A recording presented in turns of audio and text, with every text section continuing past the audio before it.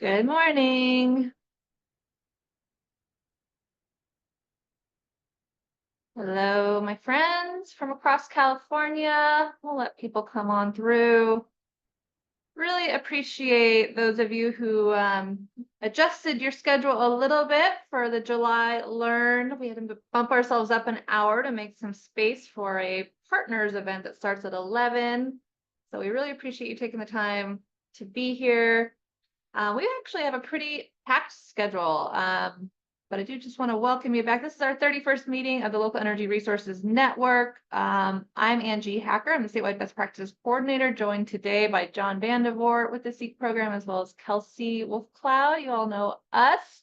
It was so nice to be together in Palm Springs. We had 420 of you and your friends all together in Palm Springs. But here we are, back at it, back on Zoom. Not as fun, but we have a lot to go through. So let's go ahead and go to our next slide.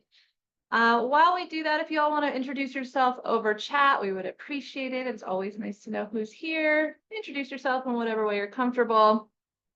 So as always, this is our interactive monthly 1-hour meeting. It's a space for us to come together, local governments and our partners, to learn about opportunities that are available to you to help you advance your energy and climate goals. We have normal format today. We're going to go through our opportunity roundtable. We have a guest, Taylor from IBank, who's going to give us a spotlight, sort of a short presentation on IBank's new climate financing products. Our featured presentations today are on the topic of clean fleets, which I had an opportunity to sit into some presentations on recently. I thought, well, that's a topic we haven't covered in enough detail. So we have folks from CARB and CalStart here to talk to you about some programs that you can access. We will stick around at 11 for anybody who wants to for our optional 15-minute bonus breakout. If you have something that you would like to bring up, topic or announcement, or if we need to take the conversation into overtime. But we do also want to release those of you that are going to the Institute for Market Transformations event that's happening at 11. If you are going, you should have already received an invitation. It's for local government folks really exclusively, and it's talk about building performance standards and its relationship to the Berkeley ruling. So I know it's of interest to a lot of you. Okay, next slide, please. All right, so here we are in July, back to our opportunity roundtable. This is our busy slide. It always looks a little bit nuts, but that's because there's a lot going on. It's our monthly hyperlink cheat sheet, and you can take this after the meeting and dive into it further. It's all linked for you, but folks are going to be dropping links in the chat as well, so you can follow along. And so I also want to encourage you, if you're aware of opportunities that folks should know about, funding, other kinds of assistance, input opportunities, events, learning opportunities, let us know, put it in the chat, help us out. It's there's a lot to monitor. I do want to mention here on the left, we actually got a final budget for the state of California. I think you all have heard maybe a lot about this already, but we did see some climate related program cuts, reductions of about 9 billion, maybe not as bad as we might have thought at one point. So the budget, I think, maintains about 45 billion of the state's 54 billion climate commitment that it made in 2022. So it's not all terrible news. A lot of it's been retained, although some of it's been delayed for a bit. I know that there are some folks out there kind of figuring out how to find other resources to fill the gap, like what can we do about the Greenhouse Gas Reduction Fund funded by cap and trade auction revenues. We'll talk a little bit more about changes happening to that program. And also the legislature did successfully put a $10 billion climate resilience bond on the November ballot. That one is really focused on the resilience side of things primarily. So that's budget and sort of the policy world, and there are more programs becoming available. But I tell you, I feel a shift. I don't know if you feel it too. A little bit of a slight slowing down, maybe, of some opportunities coming out. Maybe the bubble is passing us in terms of all the federal investments, but they're still coming. So here's one from the USDA. It's due on July 20th, so it's a short turnaround from today. Hopefully, if you're already going for it, you've already begun. This one is award amounts up to $50 million. It is to repair essential community facilities damaged by presidentially declared disasters in calendar year 2022. It's available to all public bodies, nonprofits, tribes as well. And this one is giving extra points to projects that serve populations of 5,000 or less and those that are below the poverty line. And so if that sounds like any of you and you still have time to apply, wanted to make sure that was on your radar. We're sort of, I guess that's where we're going. We're going to start looking more at the periphery of what might be in our wheelhouse. We're going to, sometimes these opportunities can be disguised as other things. In this case, a disaster, but can still serve your climate and energy needs. All right, another one here I wanted to mention was coming from the DOE, Energy Storage Innovations to Support Grid Reliability, Phase 1, due August 9th. So you've got about a month. Total funding here of $30 million. It's in a couple of different groups. Group 1 is up to 2 million. Group 2 is up to 10 million. The purpose of it is to fund applied research and development and technology demonstration and deployment projects that will advance short and long duration energy storage technologies. This reminds me of a recent EPIC opportunity that came out. Maybe if you're interested in it and didn't get a chance to apply or didn't get it, this is another chance. All public and private entities, with the exception of local publicly owned utilities, are eligible. And so I'm thinking about this for you guys that are interested in doing demonstration projects for equitable energy storage. Value stacking is what they're calling it. There is a match funding requirement here and some other things you'll want to take a look at, but we'll throw that link in the chat.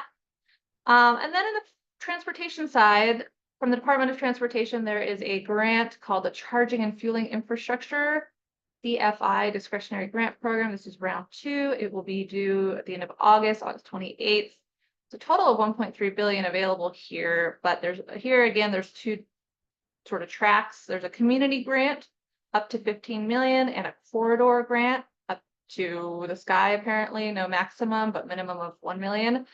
So it's available to tribes, public housing authorities, special districts, public and state controlled institutions of higher education, and for a lot of you, state governments, county and cities and townships. And so the purpose of it is to accelerate an electrified and alternative fuel transportation system that's convenient, affordable, reliable, equitable, accessible, and safe. So it's trying to put the United States on a path to a nationwide network of at least 500,000 EV chargers by 2030.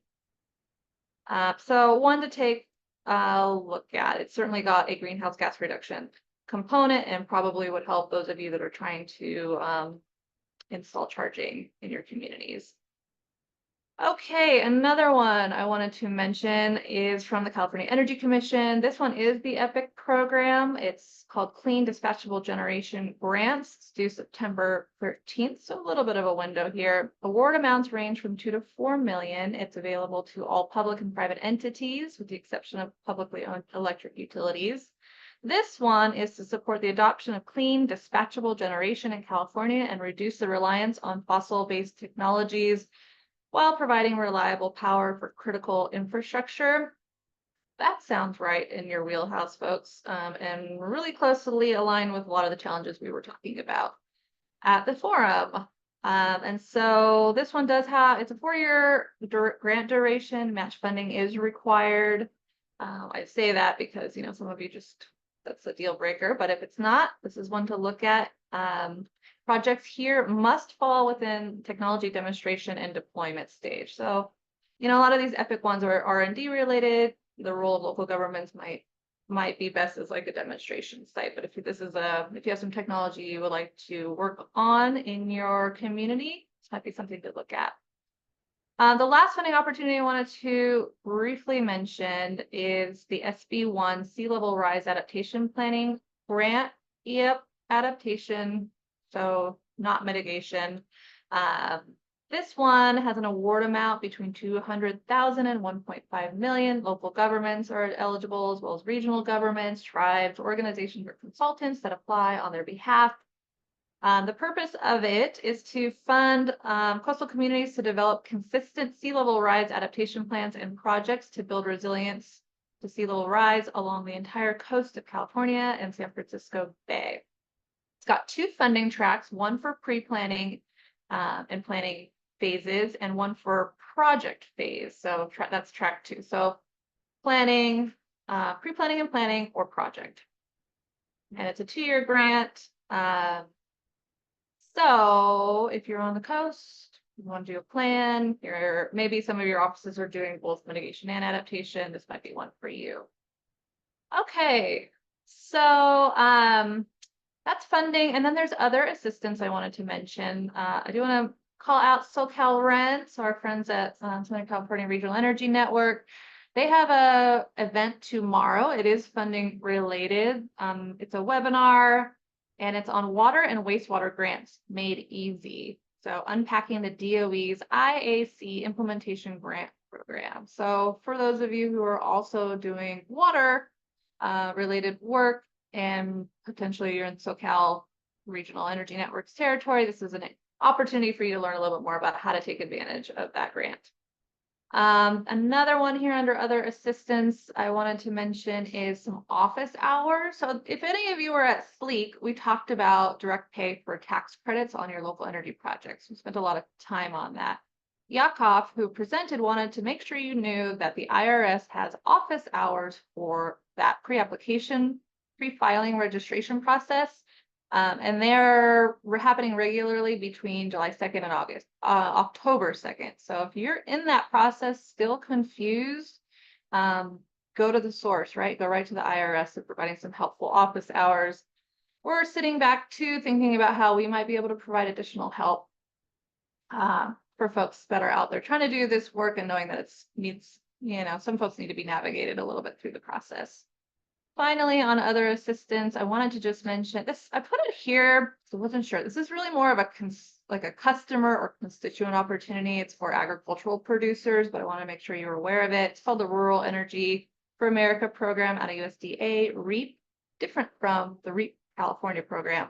The program provides guaranteed loan financing and grant funding to agricultural producers and rural small businesses for renewable energy systems to make energy efficiency improvements. So they can apply for new energy efficient equipment or new system loans for agricultural producing and processing. So for those of you, I'm trying to think a little bit more about some of our rural folks that need some assistance. So if that's you, that might be something to pass along to agricultural producers in your community. Finally, a couple of input opportunities we want to make sure you're aware of. Tomorrow, there is a workshop being put on by our friends at CARB, and it's on the California Climate Initiative, CCI program. They just released their funding guidelines. So, CCI has 80 different programs that are climate related, all funded by the cap and trade auction revenue. This document is to help all the agencies administering those funds have a guidebook for how to administer it. I'm going to participate tomorrow. You should come too, or if you want to talk to me about some of your input, you can just contact me directly. I'm going to be submitting both the Better Funding Report, where we talk a lot about funding processes, and looking out for other ways that I kind of put your interests into that guidebook. I know we all have a lot of interest in improving funding deployment. Another one here is through OPR and CNRA. So if you were at the SLEEK meeting, you got to hear from Mindy Craig and Ben McMahon. They are out doing their roadshow for the climate adaptation strategy. So there have been workshops throughout the state, and then final public comment is due on July 12th. That's really soon. So if you are interested in that, that's another reason to contact me directly if you would like to provide input on a set of comments that I'm trying to compile. I'm going to take a closer look and see what our network might like to contribute to that process. But contact me directly. Maybe Kelsey, if you could drop my email address in there. Folks that want to provide input to me so I could do it on your behalf, I'm happy to do that. And the last thing is just to look out for the next SLEEK meeting, and that will happen on September 12th. And if you were not able to make it, we had 130 people come to the SLEEK meeting in person in June. This network is really blowing up. You can have access to the SLEEK meeting guide, which has all of our materials and the resources that were shared. And the next meeting, I really want to encourage you to go to. It's for local government representatives only, but and state representatives. But we're going to talk about how to plan for year 2. So we've just finished year 1 of SLEEK. Come join us for thinking through what we'll tackle in the next year. Along with, we'll have a discussion topic. We're just trying to finalize it. Okay, let's see. Did anybody put anything great here in the chat? If you do think of anything, oh, right. Pam is talking about the CPUC Clean Energy Access Grant funding that was recently suspended. And I'm wondering if it has the potential of coming back at some point. I have not heard any good news on that front, only people that sound frustrated, but maybe somebody here knows more than I do. Oh, thank you, Amy, for dropping the link to the webinar. Great. All right. Thanks for the contributions, folks. Really appreciate it. Let's go ahead and move into the meat of our conversation today. Go to the next slide. I have the great pleasure of reintroducing Taylor Carnevale. She has been with us before. She is the Climate Finance Associate with IBank. And she has been with us before to talk about all the new financing dollars that are streaming through, and IBank is doing so much work on climate. So Taylor, I want to hand it off to you to give your overview, and folks, while you listen, if you have questions, go ahead and put it in the chat, and we'll have a couple of minutes for Taylor after her short presentation. Thank you. Perfect. Thanks, Angie. Hi, everyone. It's nice to see you all again. I think I last joined this conversation back in May when I was discussing IBank's climate financing request for information. So I'm joining to share our kind of follow-up to that and what has arisen from all of the tremendous input you provided us. Next slide, please, John.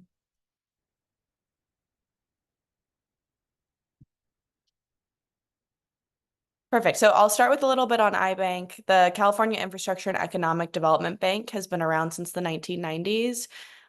We've traditionally served as a development finance institution focused on financing public infrastructure and private development that promotes a healthy climate for jobs, contributes to a strong economy, and improves the quality of life in California's communities. We do this across all our programs. We have a longstanding municipal revolving loan fund program called the Infrastructure State Revolving Loan Fund, or ISERF. We have a conduit bond issuance capacity, and we have a small business finance center that provides loan guarantees to small businesses, underrepresented venture capital fund managers, and climate entrepreneurs. And then I came on board about 2 years ago to support the standing up of our climate financing arm, which involves a lot of the resources I'm going to discuss today. Over the last decade, as we've seen the risk climate change poses to the 3 core pieces of our mission, healthy climate for jobs, strong economy, the quality of life of California's communities, we've begun to explore and really emphasize how IBank can dig in the climate space and support projects that build long-term climate resilience, both in mitigation and adaptation. Next slide, please. So this is kind of a short snapshot of what we've accomplished thus far with the help of, Californians and what we've been able to support. We've closed $150 million in green municipal loans and issued $2.8 billion in green and social bonds. Next slide. And so, as I mentioned back in May, I came to talk about our climate financing request for information, which was kind of a broad call for input we released at the end of 2023. It remains open today. And really, we were hoping to get input from market participants, so ranging from community leaders and nonprofit organizations to private investors and credit unions on where there were finance gaps for key climate projects, where people were really hitting barriers in accessing financing, and where projects were getting stalled, and how strategic financing products offered by the state government could support folks in mitigating those barriers.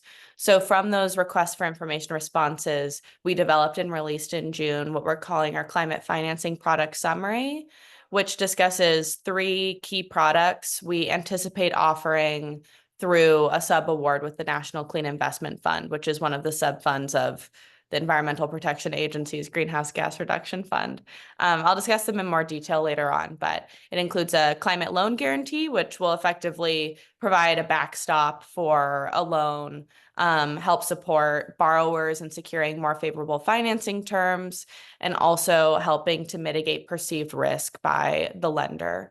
A climate loan participation, which is really geared towards creating a shared risks and benefits model and bringing in community lenders, credit unions, private capital that hasn't traditionally been active in the climate sphere, helping to bring them in and support their kind of early explorations in the space, and as such, broaden the pool of financing that's available for climate projects. And then the third is a climate incentives bridge, which is designed to mitigate what is, one of the most prevalent challenges we hear from public, private, nonprofit sector borrowers of the timing gap between when capital is needed to actually develop a project and when grant payments, federal clean energy tax credit direct pay, and utility and state agency rebates are received, which is often at the end of projects because they're based on reimbursable costs. So this is what we would call a bridge loan, a short-term loan from project inception to that conclusion in which incentives and grants are paid out. Next slide, please.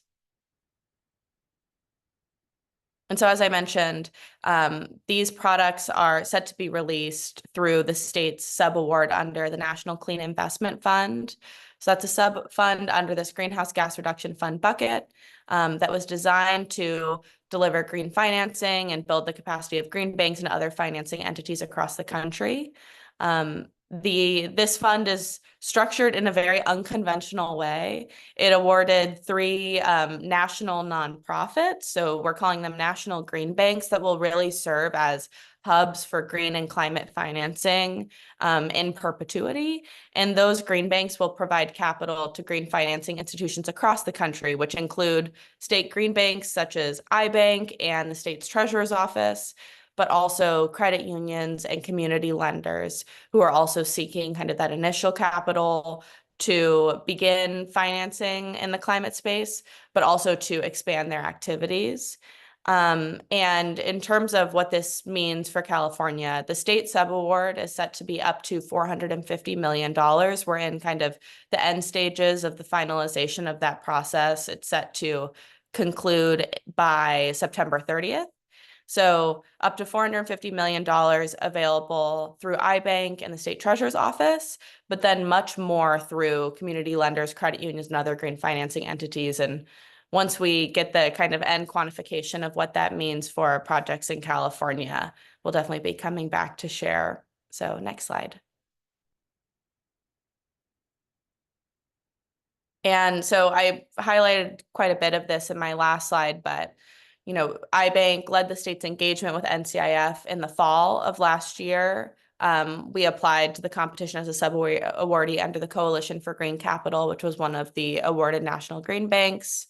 We issued the climate financing request for information for that early stage input, and then in June released our product summary using all of the great takeaways from the request for information. And then we plan to launch these products in the fall once our subaward agreement is finalized and we receive our first disbursement of the federal award. Next slide. And right now we're driving on 3 priority sectors, so distributed generation and storage, net zero emissions buildings, and zero emissions transportation. And really all of these products are designed to drive on 3 primary areas of impact. So the first is providing flexible, low-cost capital to projects in these 3 sectors, leveraging private capital and supporting community lenders where we can to kind of broaden the pool of capital available for climate projects. And then also the third, increasing access to these proven, deployable climate solutions in priority communities. The federal kind of conglomerate of that is the Justice 40 initiative, but in general, focusing a lot on how we can get these climate solutions to low-income and disadvantaged communities. Next slide. And so this is kind of a lot of verbiage on a slide. I think in short, I'm just going to go through the three products. The big caveats here being that all the projects eligible for these products will be subject to the federal crosscutters we've heard so much about. So Davis-Bacon, Build America, Buy America, the Uniform Relocation Assistance Act. And those are all things that IBank is going to work with borrowers on to get into project design and figure out, the repercussions for projects and, the opportunities associated with them as well. And these products, as I've mentioned, are in this kind of draft tentative stage. So part of the reason why we're sharing today is to get your input, and then also any early projects that may be seeking financing now and can get in our pipeline, as we call it. So we are set to finance and support them as soon as the award starts in the fall. So our first product is this climate loan guarantee. So this is supporting project finance and working capital gaps. And then I'll move to the next one. Our loan participation, which, as I said, is supporting our involvement with private lenders and allowing us to lend alongside them. Next slide, please. And our incentive bridge, kind of addressing that timing gap associated with reimbursable payments. Next slide.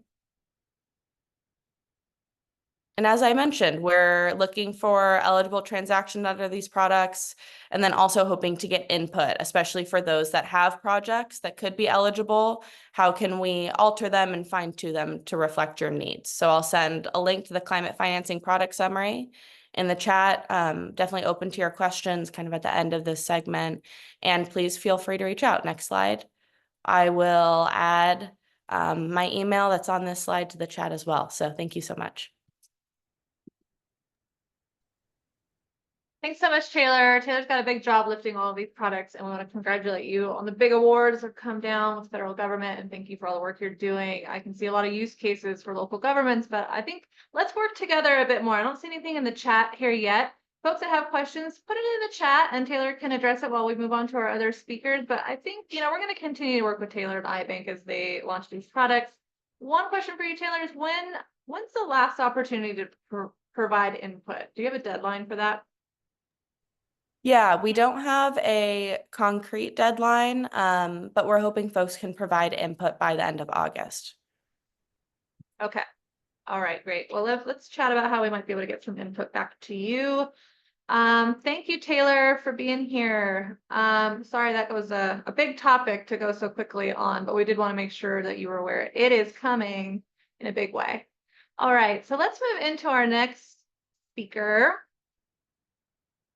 All right, we are very fortunate to welcome our friends at CARB. So Andrew Reyes actually reached out to us wanting to provide some information for you all on clean fleets. And Andrew actually has a background in the Army in intelligence, I believe. He has a mechanical engineering degree, and now he is our air resource engineer with the Mobile Source Control Division at the Zero Emissions Truck and Bus section of California Air Resources Board. He's joined today also by Julie Cooper, who is in the same unit at CARB and is an air pollution specialist. So I'm going to hand it off to these guys to tell you about what CARB has for you to assist you with your clean fleet initiatives.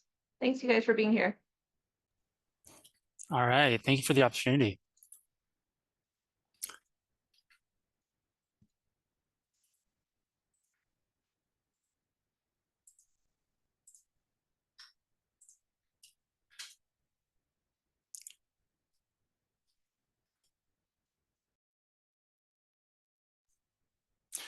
All right, good morning, everybody. My name's Andrew. Thank you for the introduction, Angie. I'm with the California Air Resources Board, part of the Mobile Source Control Division. I'm going to be going over some information for public fleets.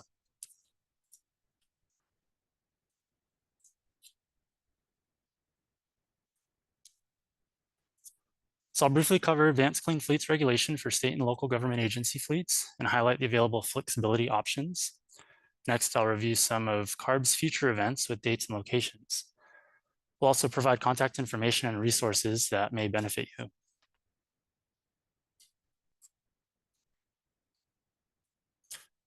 In its entirety, the Advanced Clean Fleets regulation requires that fleets that are well suited for electrification to reduce emissions through requirements to both phase in and use of zero emission vehicles for targeted fleets, and a separate requirement for manufacturers to produce only zero emission vehicles to purchasers in California starting with the 2036 model year. The Advanced Clean Fleets regulation has four main components which complement each other. 100% zero emission vehicle sales requirement for manufacturers, which starts in 2036.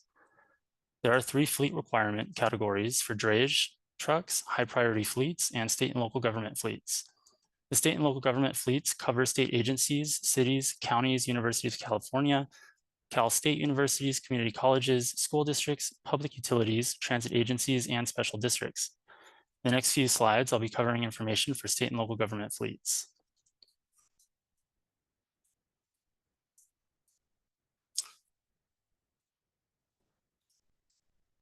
State and local government fleets requirement apply to any agency with jurisdiction in California that owns, leases, or operates one or more vehicles that have a gross vehicle weight rating greater than 8,500 pounds.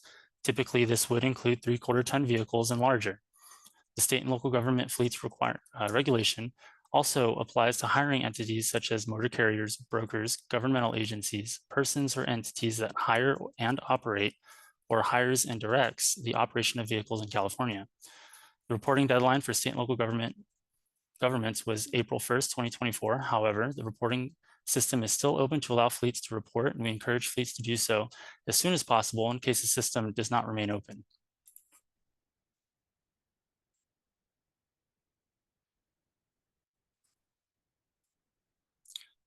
Here we have a list of vehicles that are excluded from the state and local government agency fleet requirement. Since these vehicles are excluded, none of them need to be reported or included in the fleet calculations. For compliance purposes, they are treated as if they do not exist.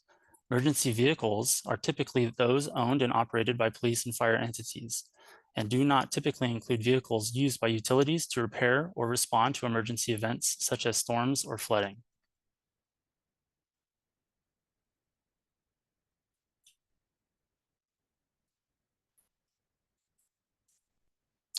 For state and local government fleets, the default option is a zero emission vehicle purchase schedule that aligns with public fleet purchasing cycles.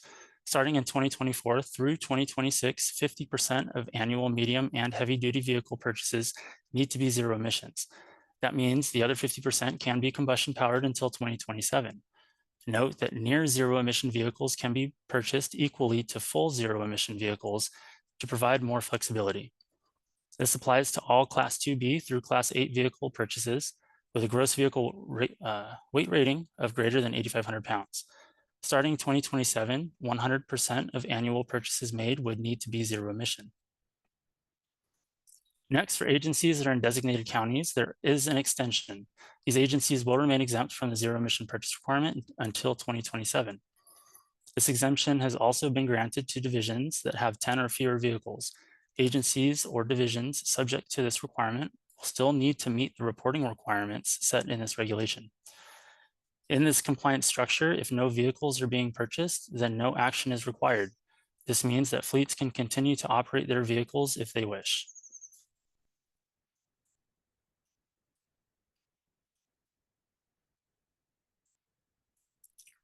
There is no useful life retirement required for existing compliant internal combustion vehicles.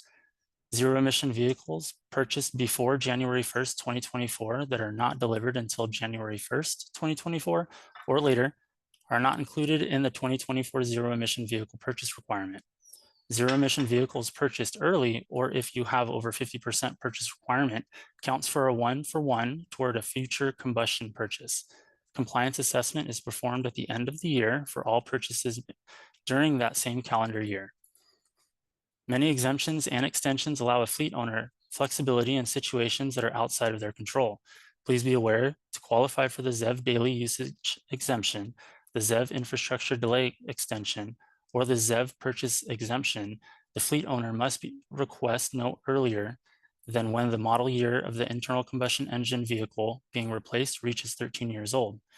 Non-transit vehicles owned by transit agencies subject to the Innovative Clean Transit regulation are exempt until January 1st of 2030.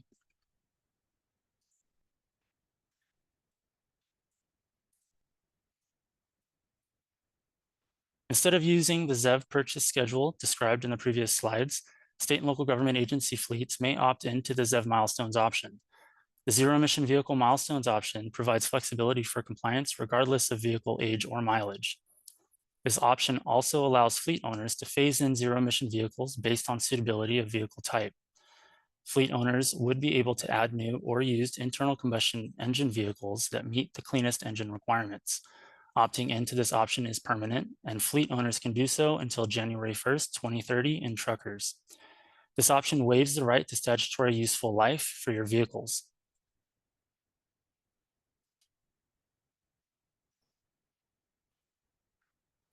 For state and local government agency fleets, the initial reporting deadline was April 1st, 2024. Although the initial deadline has passed, CARB's reporting system remains open for reporting. Please report as soon as possible to avoid missing the closing of the reporting system. Required annual reporting is each year by April 1st until 2045. Reporting must be done through Truckers, which is CARB's truck regulations upload compliance and reporting system. Please note that any changes in your fleet need to be reported within 30 days. There are some examples listed below.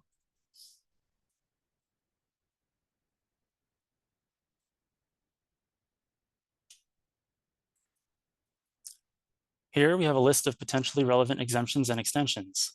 The asterisk by the vehicle delivery delay extension means it is not relevant to the default ZEV purchase schedule. However, it does pertain to the optional ZEV milestones option. When granted a ZEV purchase or daily usage exemption, fleets must purchase a new internal combustion engine vehicle that meets California's heavy-duty omnibus standard. Fleets who have mutual aid agreements can reserve up to 25% of their fleet to remain exempt from the regulations requirements. They are eligible for this exemption once they exceed 25% zero emission vehicles before 2032 or 50% before 2035.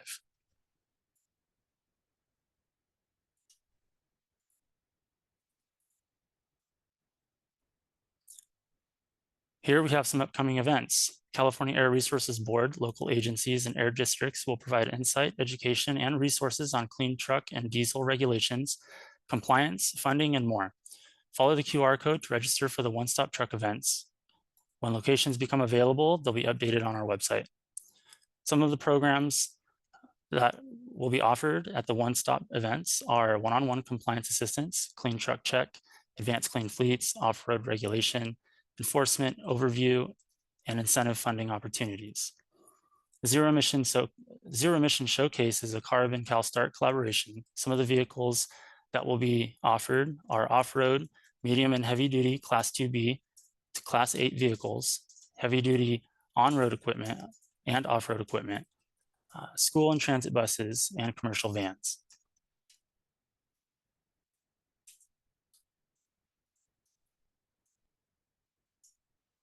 Here we have some contacts and links for various CARB programs. The heavy duty inspection and maintenance regulation is like a heavy duty smog check program, which was adopted in 2021. It applies to most non-gasoline vehicles with a gross vehicle weight rating over 14,000 pounds, including transit buses, school buses, and motorhomes. Fall of 2024 begins the emission compliance testing requirement for vehicles subject to this program. If you have any questions regarding ACF, you can email us at zevfleet@arb.ca.gov. If you have any questions regarding clean truck check, you can email us at hdim@arb.ca.gov. I'm going to have Julie drop some links to some incentive programs. And that'll conclude my presentation. Thank you for having us. Thank you, Andrew. So folks, I want to remind you to put your questions in the chat for now.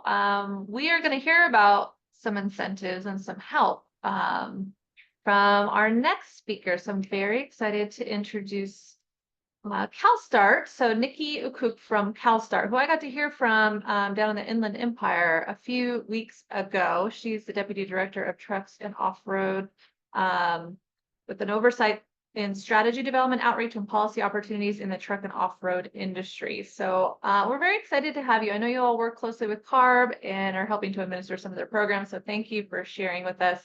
And we will do Q&A after we hear from Niki. So thanks. Thank you so much. So as I mentioned, I have probably too many slides to cover in the time that we have today. So I'm going to fly through some of our incentive opportunities and then leave the slides for you guys to review on your own time. So thank you so much for CARB to giving some overview into how advanced clean fleets are going to affect state and city and county and municipal fleets coming up here. We here at CalStart are a nonprofit. We're nationwide and now international, but we are the grant administrators for the California HVIP program, as well as a few other incentive programs that I'm going to cover quickly. So those incentive programs include, you actually covered where this funding already comes from. Thank you, Angie. So I'll skip this slide about how cap and trade and CCI funding works. But the programs that we cover include California HVIP, which is on-road truck and bus, clean, zero emission, cash on the hood incentives. The California Core program, which is very similar to HVIP, but it's for off-road vehicles. So that would be things like yard trucks, or perhaps if you're a public works department and looking at things like MPUs or small zero emission excavators and tractors, those things are all available through that California Core program. There's also a couple of rebate programs. This is for incentives for your charging infrastructure. These are typically funded through the CEC, but administered again by CalStart. And we also offer an advisory service, Cal Fleet Advisor, which is part of our HVIP program. So how does HVIP work? HVIP is a cash on the hood discount, which means that it is actually paid through dealers within our network. There are a series of different incentives based really on the class of the vehicle. And those incentives also vary depending on the size of the fleet, but that applies more to private fleets than public fleets. We don't discount incentives when it comes to public fleets. So California HVIP is open with $190 million available. We also have set-asides for transit, drayage, and what we call innovative small e-fleet. An important thing to note here is, as Andy mentioned, the budget earlier at the top of this call, we do not believe that the California HVIP program is going to be refunded next year, which means that the funding that we have available now should be taken advantage of. It is a first come, first served program, so it remains open until all of the funding has been encumbered. So I really highly advise fleets to put in those voucher requests as soon as possible, as soon as you are able to secure a purchase order or a letter of intent with a dealer for a zero emission vehicle purchase. That's when your dealer should be submitting the request to reserve funding for these vouchers. So the base vehicle incentives are $7,500 starting out at those smaller Class 2B vehicles. This could include anything like a small Ford E-Transit. What's not included here are pickup trucks, though there are utility vehicles and flatbeds, stake beds, things like that. Now, these incentives go all the way up to a Class 8 vehicle. Those would be your larger heavy-duty tractors. Yard trucks are no longer incentivized in HVIP. They've moved over to core, but similar incentive levels. Now, what's really important to note is that those base incentives that I just showed you are modified by a variety of different characteristics, right? So if the vehicle is being used for refuse, it would receive a 25% plus up, or modifier, we call it.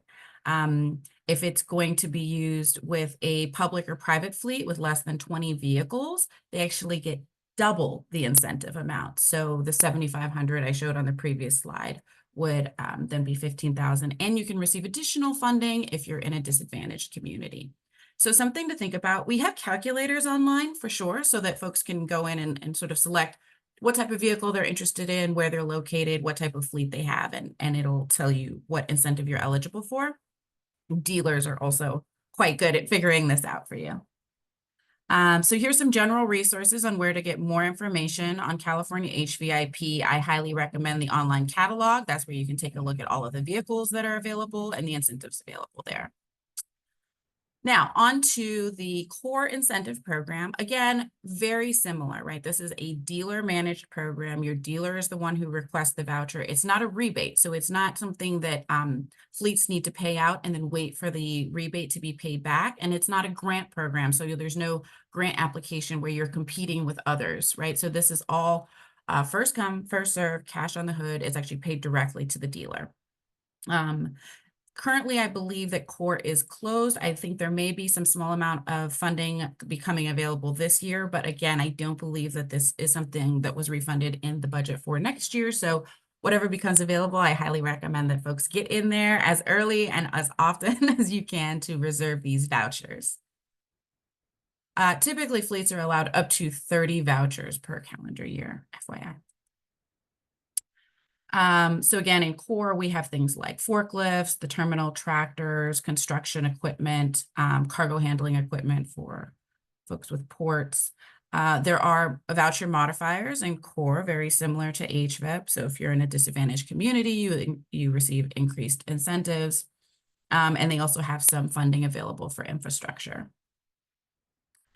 These are the places to take a look at resources for the California Core program. Again, I highly recommend looking in that catalog. The catalog is going to show you all of the different types of vehicles and equipment that are available, as well as the dealers that you can contact in order to find out sort of what is available or what you qualify for, and maybe what the timelines are for getting this equipment. We have these little pop quizzes, but I'm not going to go through them because I don't have time. So let's get on to some infrastructure incentives. So the Energize program, this, unlike the Core and HVIP program, is in fact a rebate program. It's got several different funding lanes, which are important to think about. When I've presented on these things in the past to public fleets, they were very concerned about the idea that the charging itself had to be made public. That's only one of the funding lanes here. So there are other opportunities like Fast Track, Jumpstart, et cetera, for building behind the fence charging infrastructure. And again, these programs really can be stacked with lots of other programs in your area, especially if you're thinking about federal funding along with your state funding. Perhaps there's some local funding available to you. We're happy to work through that with you. Here's a little description of the different lanes for eligibility, but instead of going into them, I would just highly recommend that you reach out to our team and we can work through which is the best lane that works for you and when those lanes open. And they cover different percentages. It's around 50% for most of these programs. This email address is a great resource, infrastructure@calstart.org. That would be the place to reach us directly and sort of walk through your scenario so we can help you find the best match for your infrastructure needs. The Communities in Charge program, this is also another rebate program for level 2 charging. They've got private, public, and mixed use. This program is not stackable with others, and this is more like a grant application in the sense that your project will be scored. So this covers up to 75% of the cost. It's open to nonprofits, tribal governments. There's additional funding available there for fairly small projects, I will say, and level 2 charging. These are more details, but as I mentioned, the best way is to reach out to us directly and we will find the right place for you and your project and your fleet. Now, onto CalFleet Advisor. So CalFleet Advisor is a complimentary advisory service that is funded by California HVIP. We have advisors on call available to answer quick questions or direct you sort of in the right place and help you find answers to your questions. And we do some sort of light initial planning, sort of do some fleet overview. So, we have a very short intake process where we sort of get a profile on your fleet, and then we'll send you some customized resources. So information on what's available to you through your local utility, what's available to you through your local air districts, what within sort of the HVIP and Energize portfolios may be the best fit, and then help you get referrals to sort of the dealers or the OEMs for the types of vehicles that you're really interested in. So if you're just trying to figure out if there is a vehicle that maybe fits one duty cycle for something available in your fleet, one of our advisors can help you work through that. We can definitely help you get everything together to get set up to request an HVIP voucher, which doesn't require much. Mainly it requires compliance. And we found that compliance is usually more of a challenge for our small private fleets than our small public fleets. You guys usually have all your things in order. The rest of this deck actually goes through how these incentives can be stacked together. And I'm not going to spend time to do that today, but I will make sure that you guys have all of these slides so that you can take a closer look at these resources. Just an example of sort of how the base voucher and a plus up can be combined with other, local funding to fund your overall project. So I'll just close by saying this. We really welcome you to reach out to our CFA team. I'm going to put the links in the bottom. They'll also be in the slides, and you can email any of us to get those quick questions answered. Happy to answer questions about the HVIP program as well. For regulatory questions, though, we almost always direct folks back to the Advanced Clean Fleet page. With CARB, they have both an email address and a toll-free number there with folks standing by to really help you work through that regulatory compliance pathway forward. We try not to give too much regulatory advice, but we are happy to help you with sort of every other piece of this puzzle, including sort of timeline planning. So I'll make one last comment, which is we highly recommend that you request these incentives and vouchers now, early on in this sort of advanced clean fleet planning, because in the future, one, we're not sure if we'll have funding available, but two, you want to get ahead of your compliance requirements. And three, the vouchers themselves don't really expire, right? So you can request a vehicle voucher now for a vehicle that you may be taking delivery of next year or later in next year, even while you're maybe working through some of your infrastructure issues, right? You can extend vouchers, you can advise us of sort of the progress of your plan. They aren't sort of just canceled if you don't receive your truck in the next 90 days or anything like that. So I think getting in early and often requesting those vouchers, reserving that funding for yourself and your project is a really important takeaway from this conversation. So I'll stop there. Thank you, Nikki. I'm really glad we had you guys both come at the same time. So it's like there's a big requirement coming and there's support and help to get you there. I want to just address folks in the room that, if you're not the public works or the fleet manager or the facilities person that's in charge of these kinds of decisions, just know that this is recorded. This is something you can easily pass along to those folks within your local government. So we see a couple of questions here in the chat I want to lift up. This is a question for CARB. When will the awards be made under the government fleet grant solicitation? When will those be announced? So GFO 23606.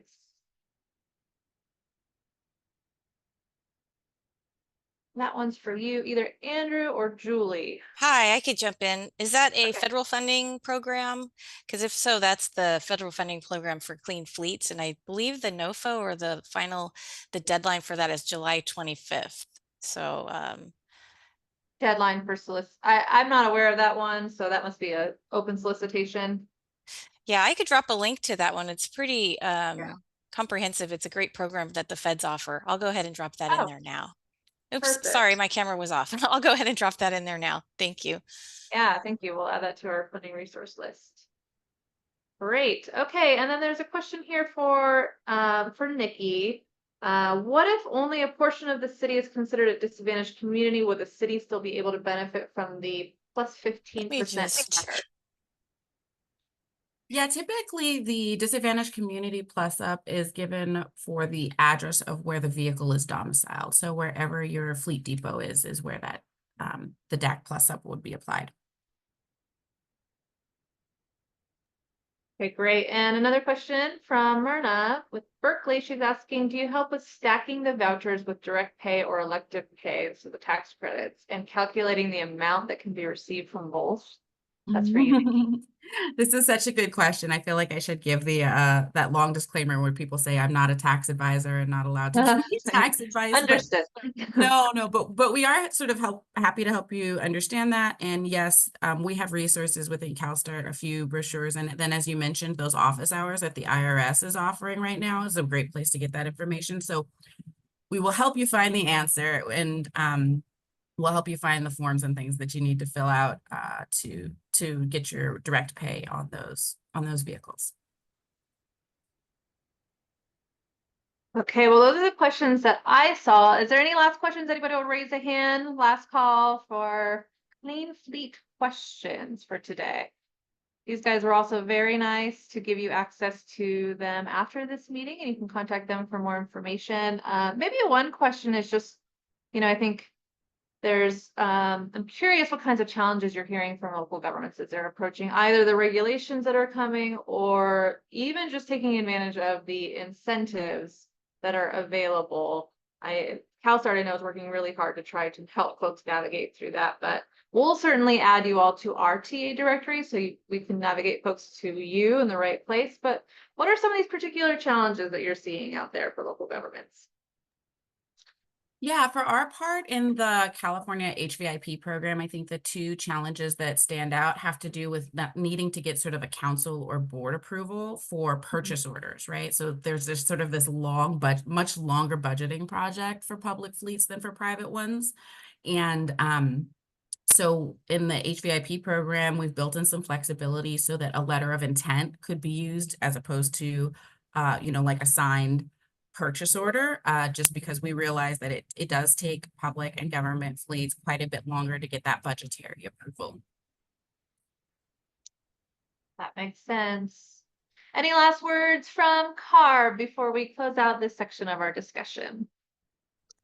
I could jump in. Andrew and I were thinking about the audience today, and we remember, Angie, when you asked us to come up with some questions for the group to kind of frame their planning to deploy clean transportation technology so that our partners can achieve their clean air goals and reduce tailpipe emissions and their climate target goals.